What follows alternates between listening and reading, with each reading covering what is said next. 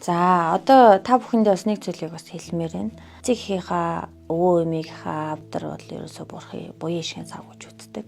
Гэтэл одоо өвөө эмийн дээд ингэртэй хайлсны дараа одоо үр хүүхдэн те зарим нэг хүмүүс нь авдрын одоо эсвэл балкон дээр гаргаад тавьждаг, эсвэл авчиад амбартаа авчиж ажиллаждаг ийм зүйлүүд маш их байдаг. Гэтэл өвөө эмийн буян шиг, аав ээжийн буян шиг гэдэг зүйл бол тухайн авдарт байдаг юм шүү. Тийм болохоор яг тэр авдар гэдэг зүйлийг бол маш сайхан дээдэлж, үргэлжлүүлэн авч явж явах хэрэгтэй гэж би бас та хэдэд хэлмээр байна. За авдар дотор бол 5 өнгийн хоргоо, хурганы арьс, дээлийн өнгө.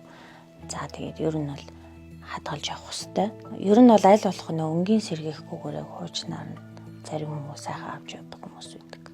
Тэгэхээр маш чаашаад ер нь дээдэлж хүндэтгэж үр хүүхдээ хойж хойжих уу удаа удамд тийм ээ. Эцэг эхийнх нь буян шигэн цаг үлдэх хэрэгтэй байдгийг шүү гэж бас хэлмээр байна.